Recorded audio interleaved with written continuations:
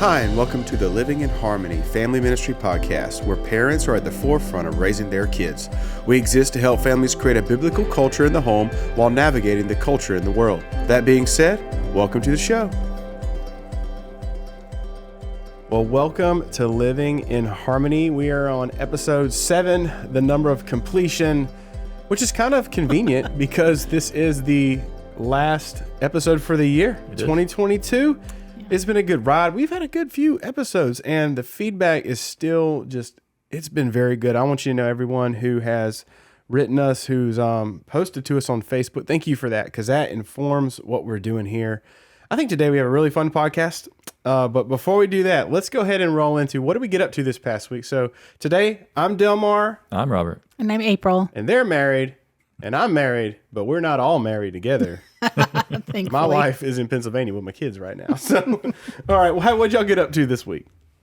This week was a good week we had some friends, some of our very best friends in from out of town staying with us, and our kids, our oldest son and his wife came over a couple times, and we got to watch some Christmas movies several different nights, and cookies. Yeah. Made cookies. Made some fish and chips, like authentic fish and chips last night. That was great. It's not really Christmas food, but it was tasty. No, okay, has well, nothing to do with I got to Christmas. ask, is it gluten-free? Part of it was, part of it wasn't. We made 2 different kinds, and they were both excellent. Yeah, we don't, it's not You that don't discriminate. everything we eat is gluten-free. You're But just conscientious. We just have we have a kid who will go into physical pain and discomfort if he has gluten. So Can I tattle on your kid? Sure. Right here on this podcast? go right ahead, because he'll be listening. He listens. Yesterday he was in Charlotte with me. And Other kid. We were up there doing a video for a wedding, and the temperature's dropping right now. We got this polar vortex coming in, and he said, "Man," I turned around. He's like, "Ouch, ouch!" He's like blowing on his fingers. He's got gloves on. He's like, "I can't feel my hands," and I'm like, "You need to eat better, boy." He goes, yeah. "No, I need to quit eating that gluten. That's why I'm cold right now." I'm like, I'm so glad. So I don't know. He's not our kid. The problem is he's not the one that has the physical pain. I know. So he'll still eat that kind of stuff, or it's our oldest. But he attributed to that. Yes. So I was like, I don't know. The truth is out. I don't know. Anyways, jury's out on that one. So What did you guys do? what did I do this week? That's a good question. Well, my wife, they had planned on going to visit our in-laws' family in Pennsylvania over Thanksgiving. Didn't work out. Our nanny was sick. That's one of the reasons we didn't have the podcast last couple weeks. My grandmother passed away, so we did not go there in Thanksgiving. So she's taken them just for this week, come back midweek to Pennsylvania so the kids can see some snow. They can, my youngest can meet great aunts and great uncles for the first time. So that means that's where she's been, which means this week I get to clean the house. So I'm pretty excited. But anyways, here's what we're going to do. We're going to go ahead and transition to our next segment. And I think this is a good segment. It's a special segment. It's a resolution segment. Here we go. All right. So we have been doing this a few months now. And if you've been listening, you know that every week we generally talk around a lot of things, through a lot of issues, throw a lot of things out. And what we talked about today is we sat down before the podcast and we said, let's pull from some of our former stuff and say, okay, how does this mean things in our life? Like daily application. And not just that, how can we make it a way here forward? And here's what we know. When's the worst time to go to the gym? First week of January. First week of January. I'm resolved. I'm going to look like Arnold Schwarzenegger in his prime, And now you're just making all the healthy people have to wait on their machines so you can give up 2 weeks from now. But the point being, sometimes we have these resolutions and they're just really hard to keep because they're so out there, and ultimately because we want them, but we don't realize we need them, right? Because if you realize you need something, like if I need air, I'm going to do whatever I can to get air. So today we want to just submit a couple things that we talked about beforehand that we think have bubbled up in these conversations and would make great resolutions, and we are going to join you in these. Which has got some skin in the game, because some of these are, they require effort. So here we go. Number 1, our resolution for the Living in Harmony podcast is this. We're going to try to have at least one new type of conversation with our child a week. Yeah. So what do you mean, Delmar, by new type of conversation? Yeah, that's a fair question because you It's a hear setup question. Yeah, it's a softball right there. It's a softball. Thank you. I appreciate that. You know how we work around here. Yeah. So oftentimes in family, especially in seasons of routine, seasons where we're not going through trials, tribulations, it's really easy to get in just to this pattern, in this rhythm where, hey, what you having for dinner? Spaghetti. What'd you do at school today? Nothing. What you want to do this weekend? I don't know. Go to the movies. Hey, what'd you think about that? It was nice. And one of the things as parents that we're entrusted to do is to help our kids grow, not just spiritually, but also just as human beings. And we did talk about this previously on the podcast, how conversation is a lot more akin to art, a good conversation. Whereas today it's seen more as a utility, right? I just got to say this thing to get this thing to happen. But if you've ever sat in a room with people who know how to talk, you know there is something amazing in that. And that's something that's taught, and I think it's better that we don't let other people have the joy of doing this really awesome thing. So when we talk about new conversations, we're talking about having a new spiritual conversation with them about maybe something they're struggling with in their life. Maybe, but it doesn't have to be that. Maybe the conversation is, hey, this week, son, we're going to go out. I'm going to talk to you about how to skin a fish because that's important, But it's having these new conversations. It keeps us always in the game. Yes. So one of the things that I've thought about at times is, I look at my kids and I think, okay, what are some things as an adult that I'm glad I know how to do? It might be changing a tire. It might be, something really simple. Honestly, changing a light bulb early on. How do you take the light fixture off? And just things that are life skills. And so I've at times made a point to say, okay, we're going to go out today and we're going to swap the tires around just so you know how to do it. We're going to take a tire off, put a tire back on, and that's a skill, but you can think of the conversation in the same way. What are some things I wish I knew how to talk about and bring that up? And I think, something that we have used and continue to do is to talk to our kids about things that their friends or things that their generation thinks or believes, and just try to dig into that a little bit. And we've bounced off of that a couple of times in previous episodes, trying to understand. And it's not, those are interesting because it's not a lecture. It's not us telling them things. It's, you really have to practice listening, and you get to learn a lot if you do that right. I also think that you could, in a practical sense, you could actually find ways to make it fun, to maybe help move through some of the awkwardness if it's not something you're used to doing, and also to help get kids invested and involved regardless of their ages, because this would work whether your children are small or whether you have older teenagers, or even adults. You can have kids who are grown and do this, but you could have like a jar, and you could write down conversation topics that you wish you could talk with them about, or that you maybe feel a little uncomfortable bringing up, or you want to make sure you don't forget to talk to them about, or just whatever, for whatever reason, things that you think are important to talk. And you could also involve your kids in that, and they could come up with things, and you just write them on slips of paper and stick them in a jar. And then you guys could just pull something out and see what it is. And you know what? This is what we're going to talk about. And then it almost makes it a little bit I'm not trying to liken it to an icebreaker game per se, but, people who otherwise might not participate in certain things do in icebreaker games because they're kind of accustomed to going along with it and participating with it. And so even if you feel like that might be an awkward thing to try and get started, if it's not something that you're used to, you could try that with a conversation jar. And sometimes maybe one of your kids can pull a topic out, or the parent can pull a topic out. You could involve them in it, or you could not let them know you have the jar, and maybe you have the jar, and you're like, yourself. What am I going to talk to them about this week? Pull it out. Okay, the decision was made, beyond me. This is what it's going to be.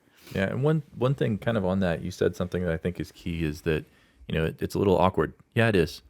Sometimes these things Embrace the awkward. embrace the awkward. I was going to say exactly that, man. It's almost like It's you know like what I'm y'all thinking. know each other. But no, that's something that I had to do, just kind of mentally. I'm not one of those people who's naturally good at conversations in most circumstances.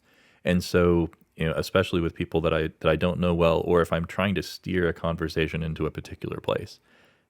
So if it's flowing naturally, I'm talking about something I'm interested in, the other person's interested in, great. But if I'm trying to direct something in a way, I'm often not good at that. And so I've just had to get used to the idea that sometimes I'll say something that just doesn't really, doesn't flow naturally. But believe it or not, most of the time, at least with our kids in our family, when we've had those conversations, when something like that has happened, it's just kind of like, oh, okay, that was kind of a weird way to start, but let's go. and so it doesn't really, it's not the hang up that it sort of psychologically seems to be. It's just something that's like, oh, that's a little weird, but okay, let's go. But depending on their personality, like I know I can speak for our kids. I mean, if you were to, and I mean, you've done this before, and I've done this before. It's like, so if you don't even know how to start, so here's a question I was wondering. Here's a question I'd love to get your opinion on. I mean, our kids instantly would be, oh, what? Or sometimes they will tell me depending on the look, the expression on my face sets the tone for what they like. Oh, it's going to be one of those questions or whatever. They have it categorized in their mind of depending on the look on mom's face, it's the conversation is going to go one way or the other. But they roll with it. There's Okay, multiple what? ways, you have to do what works for your family, but you have to do it because your family's dependent on it. And here's the thing. You already know this. I feel like I'm preaching to the choir, but your child is going to have that conversation. Wouldn't you rather it be with you? Or having to have it on the other side of the repercussion of not having that conversation. And what I've learned, and there again, I'm a novice. I've been doing this like 5 years, okay? I was a student pastor a while, so I was really good at telling other parents how they should raise their kids for 15 years. All right. And then you had kids, I know, and right? you're like, Hello. Just tell them to stop. Anyways, but I had to have one of those with my son last week with Nanny dying. My oldest, especially because he knew her, well enough. And it's tough because just last year we had to have this about his favorite great uncle, and now I had to sit him down last week, and I said, "Hey, Calvin." He said, "Yeah, Dad." I said, "I need you to look me in the eyes, because that's how he knows I'm serious. I need you to look me in the eyes for this one, okay?" He said, "What?" Turn TV off. Look me in the eyes. Nobody else was home. I didn't want any distractions. I said, "Hey, buddy, Nanny passed away." And he just looks at me and he goes, "Nanny died?" And he just said it in a way, it's like sometimes as adults we try to butter it up too much. Like the kids just say it, and then I'm sitting here thinking, I don't know what to say after this, because we talked about. He goes, and then he says, 5 years old. Well, she's been sick a long time. So, and then yeah. So as we have these conversations, I think what I'm learning, I didn't know my kid process stuff like that. And when you enter those conversations with your child, you learn the character, you learn the DNA, the makeup, you learn their quirks, you learn what embarrasses them. Like I already have a playlist on my phone that I'm going to play when I drop my kids off at public events when we get older. Like I have that, whether it's karate or whatever. But have those conversations. Here's another one. And this is a resolution. So I think this goes as far as you'll take it. If you have one a week, doesn't have to be earth-shattering, but you need to put a few earth-shattering ones in there. Number 2, I'm going to resolve to not be a spiritual hindrance in my child's life. And this is one we have been talking around a lot, and we just want to talk directly to it. And I'll put some kindling in the fire, and then I'll cut y'all loose. There's ways that we're spiritually hindrance, and I speak to all of us. I speak to myself, right? And just a culmination of some of the podcasts we've had, we're a spiritual hindrance to my children when we think theology is too intimidating for us to learn it. We're spiritually hindering to our children when we don't study our church to make sure that it is a place that God would approve. We are spiritually a hindrance to our children when we are not living out the principles that we say, which leads to another conversation that we're going to have next. But there are certain things we do that hurt our children spiritually. So we want to resolve to not be that hindrance. Everything else on the planet is. So, Dude, you just said so much in those few words right Yeah. there. I'm sorry. No, but that's so good. I mean, and I think one thing when you're talking about, being a spiritual, not being a hindrance, you kind of have to know where you want to go, right? And so look at, think about where you want what do you want your kids to know, to be, spiritually? What do you want them to look like? We think about this sometimes in terms of physical fitness, or I want my kid to be a sports, in a sports league, and an all-star or something like that. We kind of set these goals. I want them to be able to go to college and get good grades, and we set these goals for our kids, but we don't often think about spiritual goals. I want my kid to be able to answer questions when someone challenges their faith. I want my kid to be able to reach into the wisdom of Scripture when something happens. That they're emotionally or spiritually challenged by, and so what does that mean if I'm going to do that? Well, if I want my kid to be able to reach into Scripture, my kid has to know Scripture. Okay, how do I do that? So maybe you find an Awana program or something that teaches Scripture, and or maybe you just start doing it yourself and say, okay, we're gonna try and memorize one thing, or we're gonna read things, or we're gonna constantly come back, or we're gonna get a playlist of just the Bible, and that's what they're going to go to sleep doing.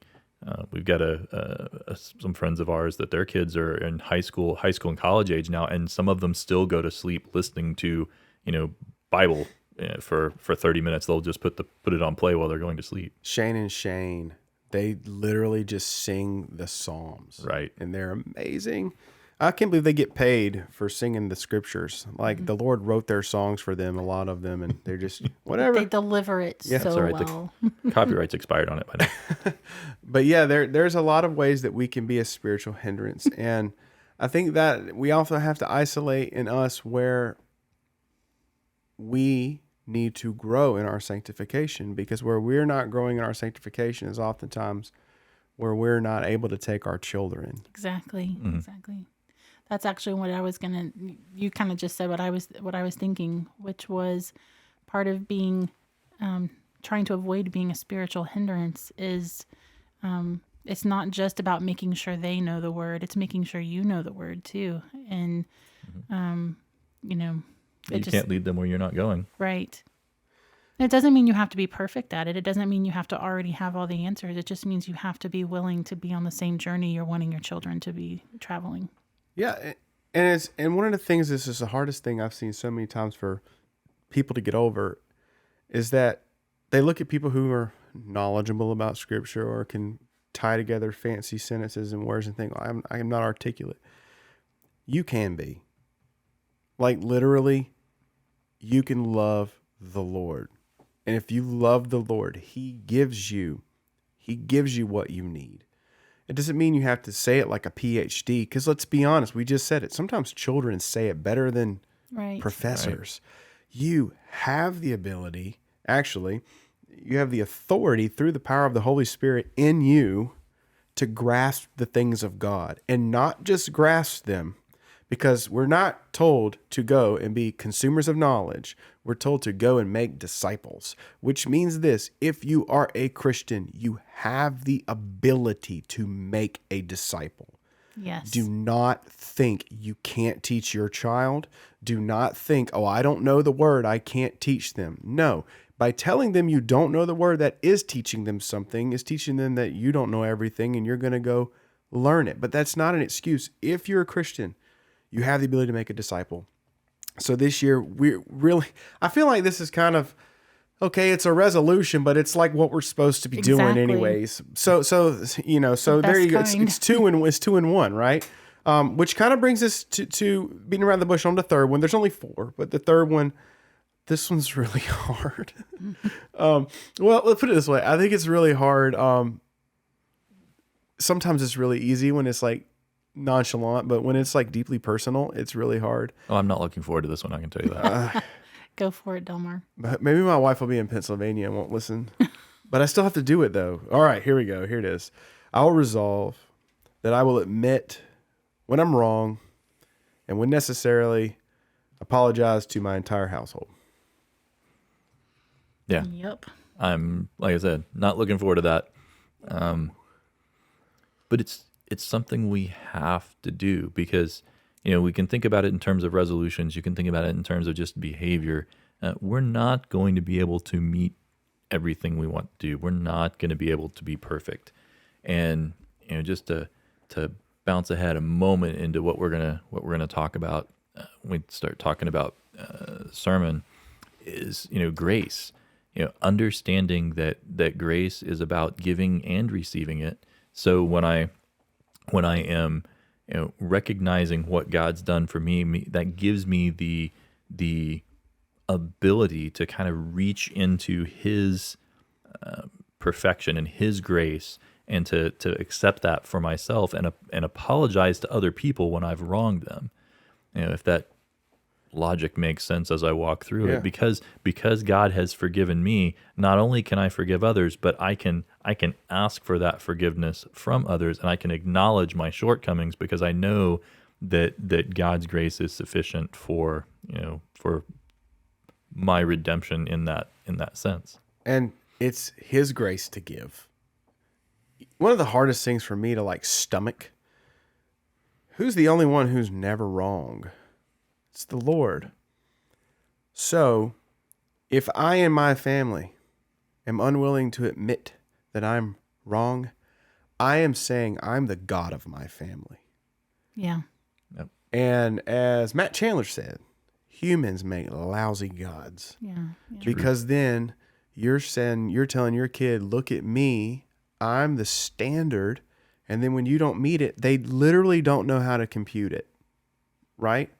There's people listening now, like you grew up thinking your parents was just, they never made a mistake because that's the way your house was brought up. And then there was this epiphany day when you realized they're human. And that's tough because it's like, what do I do with this? This has been my standard. Well, in some sense, that's natural when your children are small. A small child, a 4, 5, 6, 7-year-old does think, mom and dad are perfect because that is their, hopefully in a reasonably happy household, that you do, the child does think mom and dad are perfect, and it's really hard to break that. And then by the time they get to 13, mom and dad are completely wrong. But and so you kind of get it averages out. But that's I think it's important even at that young age to say no, daddy's not perfect. I did make a mistake on this. I did wrong.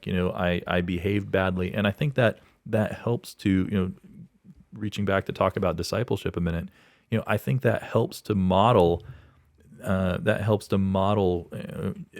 our need for Christ's forgiveness in kind of the macro level, at the big picture level, because we look and say, oh yeah, I raised my voice. I lost my temper a little bit. I hit my thumb with a hammer and said something I shouldn't have, or whatever it was.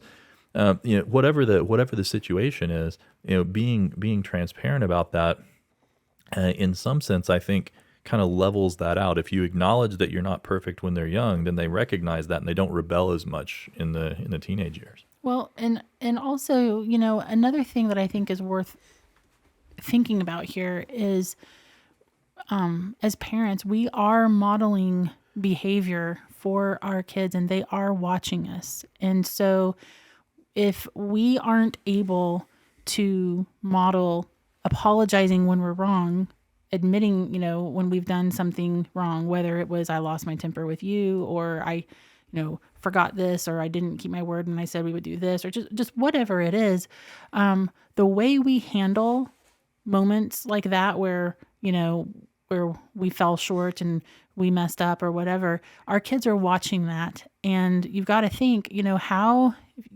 if you have a son, how do you want your son to handle dealing with times when he's wrong, when he's grown up and married and has a wife? How do you want him to treat his wife when he realizes he's wrong? Do you want to be modeling for your kids that when they're wrong, they just, bristle up and refuse to have that conversation with their spouse? Or, if you have a daughter and what you're teaching is you're always right, or you don't ever have to apologize, or, even when we're wrong, we're right, then, how do you think your daughter's going to grow up and treat her husband? So, we are modeling for our kids. And sometimes kids are going to grow up and they're going to be exactly like the way their parents treated them. That's how they're going to treat others. And sometimes it's actually the opposite. You have this moment of, I'm not continuing that behavior and I'm going to do something different. And sometimes you don't turn out repeating exactly what they did. And so I know for me, and I'm not perfect at it by any means, but my hope, my goal is that my kids grow up and want to replicate what I've modeled for them, because it was right. And I was modeling the right thing. And that's a great point, because, we try to teach our kids what's right and wrong, but one apology, for saying, yeah, I said something about, so-and-so down the street, or about someone that I was having a disagreement with, that can say more to a kid about honesty and about integrity than 10, 12, 100 lectures about it, because you're showing that it means something, and you're showing that not only is that it's not just a fact that lying is wrong, but it's actually a standard that you should order your life by. Yeah, and when you apologize preemptively, it's sincere. When you apologize after the fact, that's called saving face. And kids know that. And go ahead. Oh, I was just going to say, and can we also talk for a moment just about the fact that an apology is not, well, I'm sorry if you felt this way, or I'm sorry if you took it to mean that. At the end of the day, we own how our information is received as well. So a real apology shouldn't be a backhanded insult and shifting the blame to the other person for the way they interpreted it. I'm sorry that hurt you. It wasn't my intention. I did mess up, but I feel like I've read somewhere that we're going to be accountable for every stray word, so. right? Well, and I'll say this, my final thought is, there is a level of emotion, of empathy required to apologize sincerely from the spirit in humility. And I don't know what that accompanying emotion is for you, but for a lot of times for me, it's embarrassment. It keeps me from doing it. It could be pride. The most awkward one lately, the biggest one, I was with y'all. It was really awkward. Y'all remember? No. They did forget. Do you really want to remind us? No, we were at our Bible study on Tuesday, and like 2 months ago maybe, and I said something. I can't even remember what I said. And then afterwards, I'm like, that probably came across rude. And whatever it was, I don't remember. We went through the whole Bible study, and I'm like, I know that came across. I had to come. So we're done. All y'all are sitting down there talking. Everybody's talking, and I'm like, like, how do you butt in with this? And I was like, we were about to eat the next week. I remember this very clear. We were gonna, because everybody's talking about what they're gonna bring the food to eat, and I was like, oh yeah, so someone's got the plates and someone's got the things. Oh, and by the way, everybody, I think I said something really offensive, and I want to apologize. That was so awkward for me, and I remember everybody was like, we knew you didn't mean it that way, and I was like, probably we don't remember it because we don't even remember. That's it was so awkward. But like, that was character building for you. Maybe I don't know. But see, that's the thing. Like, sometimes the Lord, he does want us to apologize, not for what people hear, but for what may be the content of what was on our heart. Right. Mm-hmm. And that's harder. Because sometimes, how many times I apologize just because I know you were offended? How many times I apologize you didn't get offended, but I meant ill? So like, I think when we lean into this, when we encourage you to apologize to your family, It's not because we're trying to have a big therapy session. It's because like that's how humility enters the relationship. That's how, like you said, Robert, that's how honesty about who we are as people enter it. So, which brings us to our last one in regards to our entire family, going deeper, one level deeper, and is our last resolution is this: my family will go one level deeper into our local church this year. That's a good one. Yeah, because it is the family's primary role to disciple our children, but we are not meant to do it out of community, out of the authority of a local governing body of believers who can guide us, hold us accountable, be a shoulder for us to cry on. So this year, our challenge to you, write down, what does one level deeper in your family mean? Yeah, that's going to be different for every family, and it might mean some of these things we're talking about. It might mean, find some catechism questions and start working through them. It might mean, build out that conversation jar that April was talking about a minute ago. It might mean start going to church regularly, right? Start showing up in worship on Sunday morning. It might mean volunteering someplace. And that's going to be, It might mean starting to give, and be might. generous. Yeah.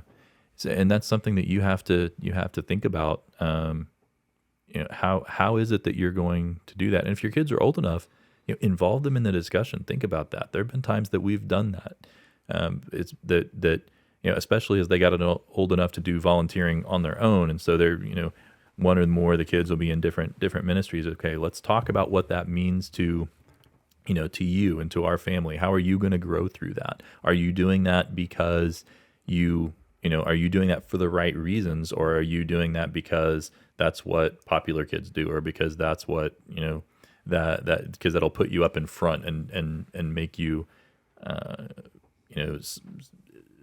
it'll put you forward.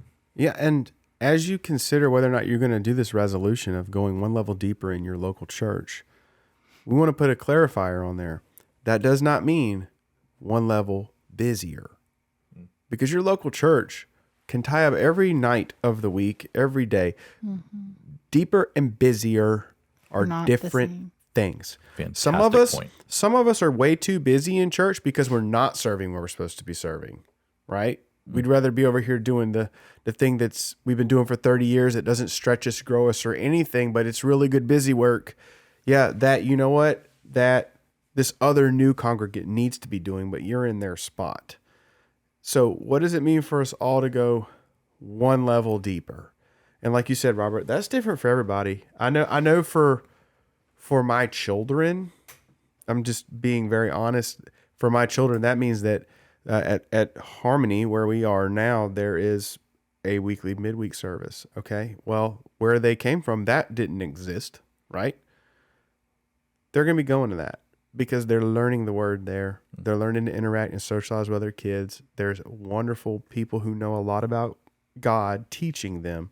And I think it's also important that they be around daddy while he's there, so for us, that's for my children. That's their one level. It's not some big strenuous thing. They like going, but that's what theirs is. Yeah. For ours, there have been times in our lives where, talking about busy is not deep.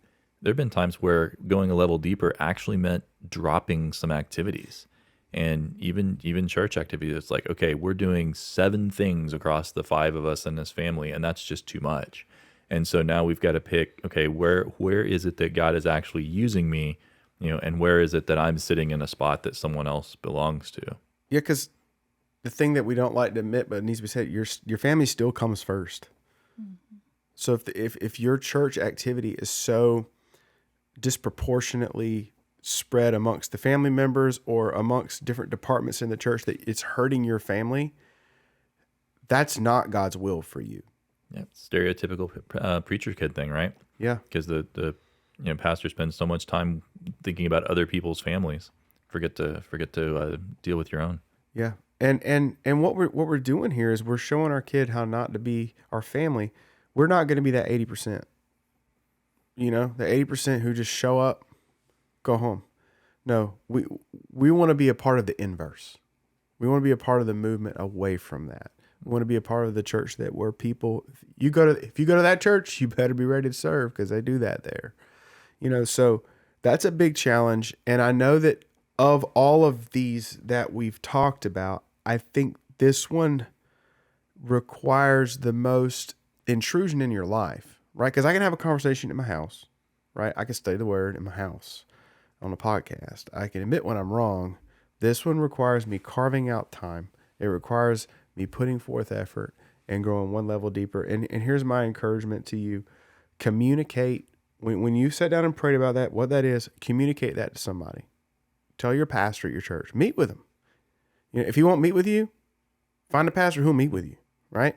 And say, hey, listen, we know we need to go here. What does this look like? And I think that you'll be very happy and surprised when you see what that looks like, because you never know what one level deeper 10 years from now looks like. Oh my gosh. I could just imagine. So, well, those are 4 resolute things. I'm going to be honest. I'm glad we didn't do 5 because 4. Oof. Okay. That's enough. That's enough. So yeah.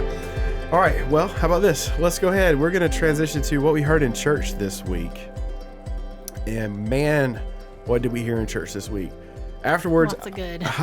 Lots of good. I pulled our pastor aside afterwards. I said, dude, yours is the kind of sermon that other preachers steal off the internet and use as their own. Today's sermon was, I don't know. I felt like if you left today and you didn't feel a certain way, then I there's something wrong in your soul.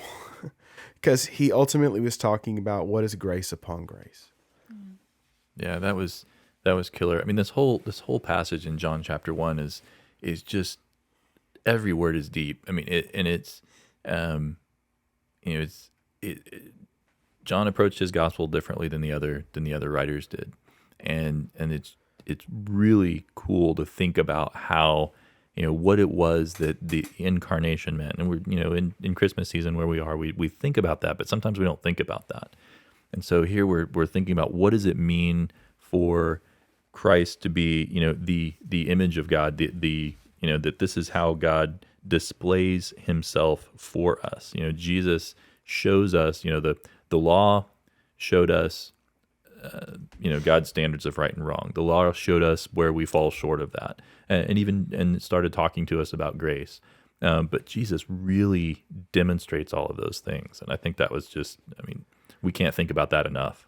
Yeah, he used the illustration of when we launched that telescope in space, and it couldn't, the Hubble telescope. The Hubble, yeah, and it couldn't see clearly, and they couldn't pull it back in Earth because it would burn up. They couldn't, so they literally created a contact lens to go on it to correct it, and it worked. And that's what Christ is to the law. He is what makes it clear to us.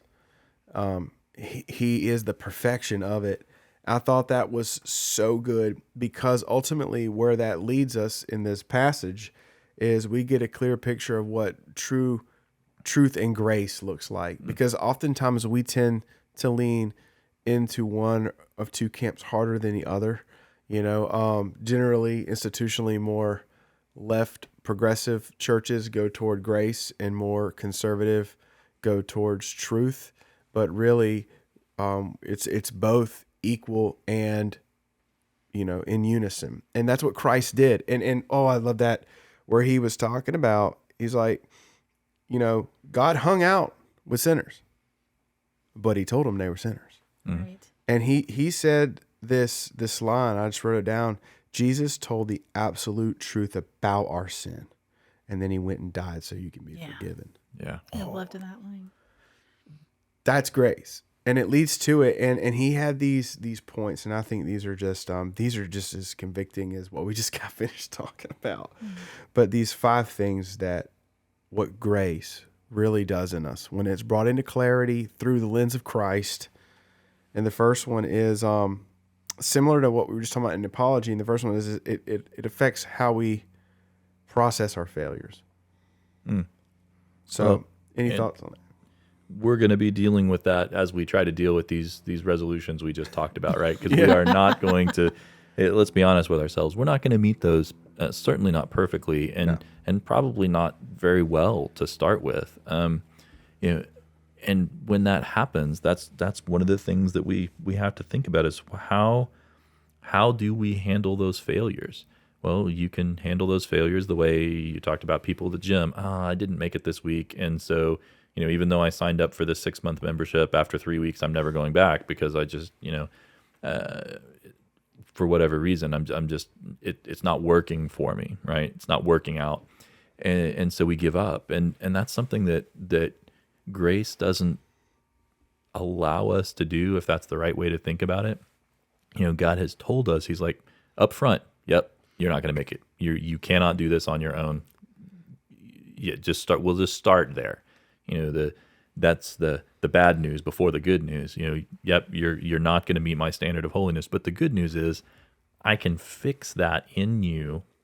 As I sanctify you, I can fix that in you and bring you forward through this idea of grace. And Jesus is the example and the epitome of that grace, and it allows us to step up off of a failure and to get back up. Yeah, I mean, grace reveals the failure. That's what I love about it, because grace is born from the ashes of failure, right? Like in the sense that we wouldn't need it if we didn't fail. Right. Like that's literally ashes of where grace comes from. So when we see grace in our life, it means looking at our failures, looking at them hard, not accepting them, not sitting them, not letting them define us, but at the same time, not letting them be the thing that keeps us from pursuing God. Because a lot of times our failures will define us such that we'll just give up our journey of faith and we'll just take the back seat. So, and which kind of ties into his second point, because this is a lot of times a failure that where we massively drop the ball. But I love how he made it its own point in the sense that grace, how it affects this. Grace affects how we respond when we are wronged. I love that. I heard somebody once say that, because, when you talk about being wronged, and sometimes it can be hard to forgive someone. I know in my own life, I have found times where it's hard to forgive someone when they're not repentant, or it's hard to forgive someone when you never get that apology that you felt that should have been there. Or you get that, I'm sorry you were offended by it. Yeah, it's, when someone is truly repentant and asking, please forgive me, I think it can be a lot easier to forgive them, but it's when you deal with those instances of where you never get that apology, or the person never admits they had done wrong, or, you never saw any repentance. And so I once heard somebody say that forgiveness is setting the captive free and then realizing that the captive was you. Oh, that's good. It's a really good way to look at the times, because, there have been some people here and there in my life that, I experienced some things that were just pretty hurtful, and, sometimes, ongoing for quite a while, and, hoping that person might see the error of their ways and just say, I'm sorry, or, I'm, please forgive me. And I remember one time Robert and I were talking with, it's actually my sister's husband, my brother-in-law, and he had kind of looked at me. We were kind of discussing this situation, and he had kind of said, well, so who is hurting you the most, by your unforgiving, attitude towards this? And I just kind of looked at him and said, is this a trick question where the answer is, I'm hurting me the most? And he just smiled and said, yeah, because it's like, that person who wronged you in that way isn't sitting there every day thinking about you. They're doing something else, but you're reliving that and thinking that, and, your unforgiveness. And so I like that. Yeah. And when it comes to grace, if you receive grace, you give grace. Right. That's what you do. That's how we respond when we're wrong. I think it's important to clarify, just like I'm sure we tell our kids, forgiveness and trust are two different things. Right. I can forgive you and not trust you. Oh, yes. Matter of fact, sometimes that's necessary. Yeah.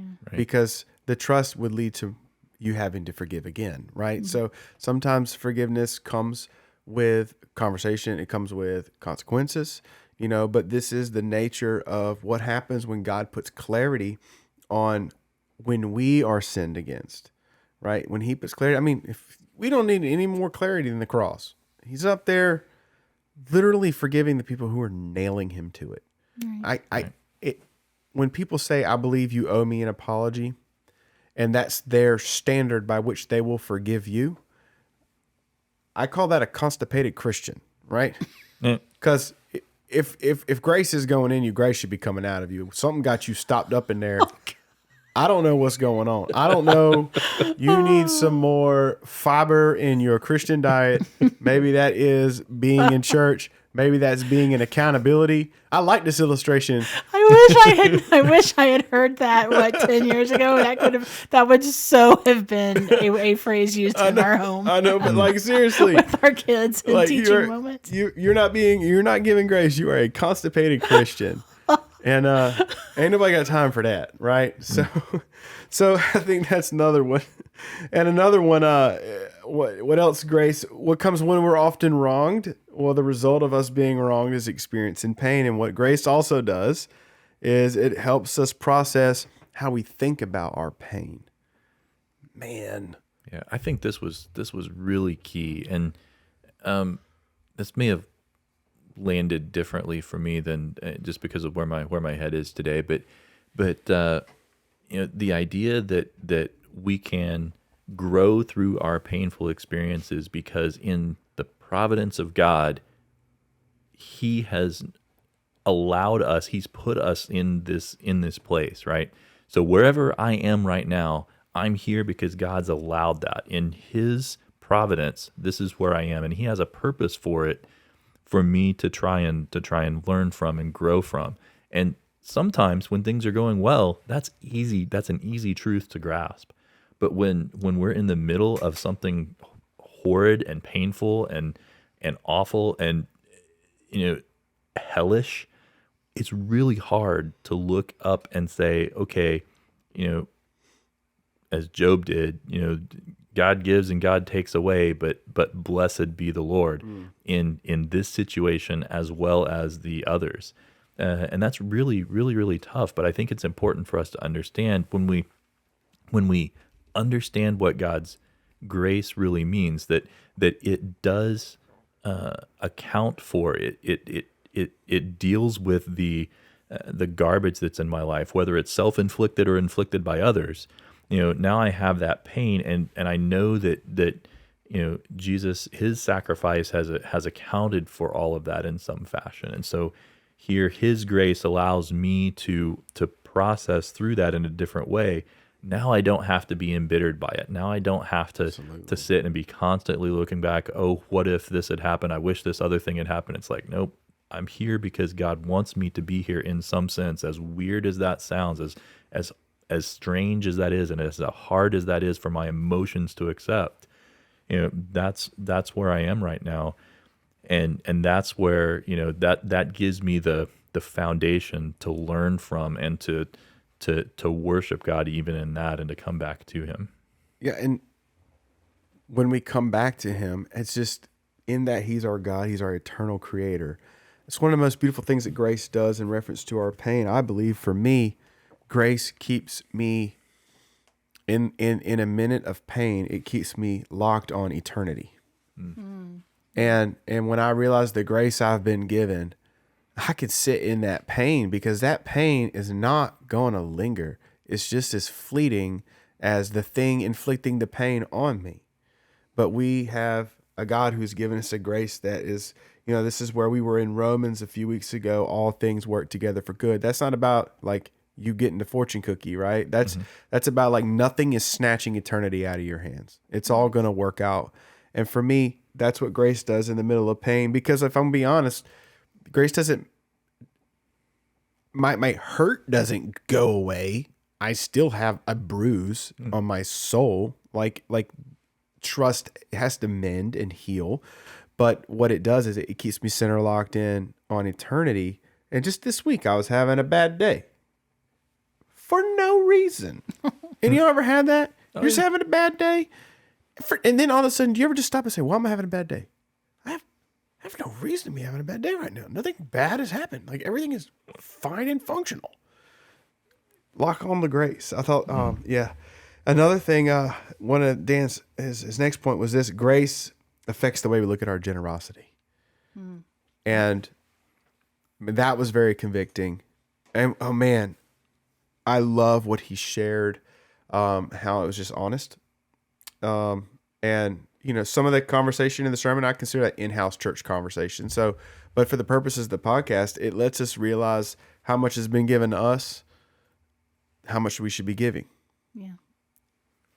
Yeah, I think that's something that we, when you think about it, I mean, even in just the normal material world, we all know people. It's like, oh yeah, I got this bonus at work, so I'm going to buy lunch for people or bring in donuts or something like that. And there are people who are like that, and I think that's one thing that God wants us to understand. To those to whom much is given, much is expected, and He has given us, in essence, everything we have. And so for me to try to be grasping and holding on to that, Scrooge-like, if you will, is really inappropriate, because ultimately all of that comes from God's grace, whether it's a direct blessing in some sense, or whether it's something indirect. Yes, I worked for it, but I worked for it with the health that He's given me, and the body that He's given me, and the situation that He's allowed me to be in. There's so many of those things that, there's an infinite number of aspects of those things that I don't control and couldn't change if I wanted to. And one of the things that I think is important is to answer the question, what are you generous with? You're generous with what you have. I think there's a lot of times in my life I haven't been generous because I'm like, well, if I only had this, then I would be generous. Mm. Or if I could accomplish this, then I would be generous. We're generous with what we have because He's given us what we have. We don't go take more so we then can be more like God, right? So when it comes to us being generous, there again, this is one of those very, it could be touchy and it shouldn't be. But, duly noted in the sermon today, oftentimes these giving things have been manipulated, right? How many pastors have said cheesy cliches, which I won't even recite here because they're not worth hearing, or they've said, you sow your seed, or we'll give you this handkerchief, this is a real thing, and you put it under your child's pillow, they get saved, right? There's so many things where money has been abused to when you hear it done the right way, you don't know how to take it. But what grace does is it helps us realize the amount we've been given. I mean, can you really put a price on eternity? Right, right. We can't. So it's not ours to begin with, and it's how do we give it back to Him? And then there's one more, and well, can I just say one more thing about that? Is that another thing that I think churches fail to remind their congregations is that our generosity and our giving is an act of worship as well. Absolutely. And when we choose not to be generous, we are missing out on that aspect of worship. And that's, singing songs in church and worshiping through music is a different type of worship. And but the giving back, showing the generosity back, which is just a shadow of a fraction of the generosity that has been bestowed on us, with grace and just all the blessings that, that God gives, to us. And so when you turn around and have that opportunity to be generous back to your church, to the body of Christ, I mean, that is an aspect of worship that you wouldn't miss out on otherwise. And it doesn't necessarily, one aspect of that is giving to your church, but also to your church family directly sometimes. We've known people at various points in our lives who were extremely generous with their time, extremely generous with what they had. Some of those people didn't have much, and were still willing to share with others in need. As they had identified a need, it's like, oh, there's a need that I can meet, so let me try to do that. And I think as we do that in community, it's not just that I give to the church to administrate, the pastor and the elders or whatever of the church to administer as they will, but also, that's my role as a Christ follower, is to identify needs in the lives of other people and to try and meet those needs. Yeah, I mean, it's always a good exercise every now and then to sit down and literally make a list of where you're being generous. Not so you can pat yourself on the back, but so you can, just like you would your finances at home, right? You would say, hey, I shouldn't be putting money towards this, shouldn't be money towards this. Sometimes we're being generous with our time in places we shouldn't be generous with our time, right? And sometimes we're being generous with our money, places we shouldn't be generous with our money, in the sense that we could be using it for different things. So, ready for the last one? Bring it. All right. Generosity. Grace has a way to influence how we're motivated for mission. It changes how we're motivated for mission. That one fired me up. That's where I started to go hallelujah, because, when you realize that the mission of God is completed by God, what a good opportunity just to be his instrument. You're infallible. I mean, go with me. I mean, like, if we're on mission for the Lord, he's doing his mission, right? Mm-hmm. Like, we're literally just tools. If we're not being used, right? Like, he's still going to make it. If you're on his mission, that mission is infallible. You might meet pushback. Your little things might get shut down, but his mission, his will be accomplished. His will will be accomplished. There's where can you go and get that RTI? Or is it RTI? ROI. ROI. You can tell I ain't that kind of guy, right? I don't manage the church money, but where can you go to get that? But you can go here, because when we're on mission with him and we see what it is in light of grace, we realize that is actually obtainable. And I think, this kind of, all of these concepts tie together, and, it ties into discipleship, because if you are discipling properly and being discipled properly, you're going to see those needs. You're going to see those places where you can give your time. And sometimes that time is mission. Sometimes giving the financial support is to missions. Some people go, some people send, and you need both of those. And all of that works together in the community of the church, of the body of Christ. These are not things that we do, these are not things that we do. We can't do it all individually, I think is what I'm saying. We have to do this collectively in a body in order for it to work. And some of that we can do through Zoom and virtually and through podcasts, but a lot of it you have to do face to face. It is so much easier to identify a need in someone's life when you're actually in that person's life and you know it. You find things out because you're having coffee, you're having lunch with someone, and they mention a need that they have, because it just naturally flows from the relationship, and now you have the opportunity to meet that.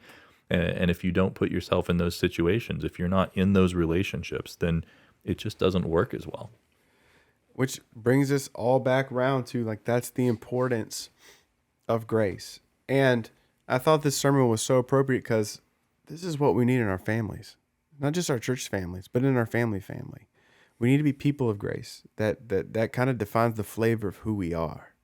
So I hope that's been an encouragement. We do have a big tall order coming up this coming year, but y'all ready to sign off for 2022? I say today, let's sign off in a very easy manner, since we're running short on time here. What's a Christmas movie that you go to? You're like, I can go to this movie. Let's go. Oh, for us, The Christmas Miracle of Jonathan Toomey happens to also be a children's Christmas book, and then a movie was made out of it. The movie is great. We watch it every year. It's great. And I would also say The Man Who Invented Christmas. The Man Who Invented Christmas? I thought you would have said Arthur Christmas. I love Arthur Christmas, but I didn't think you wanted me to list like 5. Oh, that's true. Arthur Christmas is also fantastic. But. I think I said earlier I like the Gremlins movie, and I consider that That's Christmas canon in my book, as it does take place in Christmas. I agree with But and then Die Hard. I don't know. A jury's out on Die Hard. Is that I guess it technically. To me, it's a Christmas movie. We obviously we've had this conversation in our home recently about whether Die Hard is or is not a Christmas movie, and the standard that we would use is if it couldn't really take place at another time, because the Christmas is a unique aspect of it. Well, it takes place because of a Christmas party at an office, so it has to be a Christmas movie. It is logically consistent as a Christmas movie. I'm sold. Christmas Miracle of Jonathan Toomey is available on Amazon Prime. Just saying. Okay, I'm gonna have to check that. I've not seen it. Pretty sure it is. I'm pretty sure it's free for Prime members. Yeah, but- definitely worth. Well, there's your checking out. gift from us. So, hey, it has been an honor. It's been a pleasure. I'm looking forward to getting together again after the new year starts back up or continues going, however you want to look at it. That being said, I'm Delmar. I'm Robert. And I'm April. This is Living in Harmony.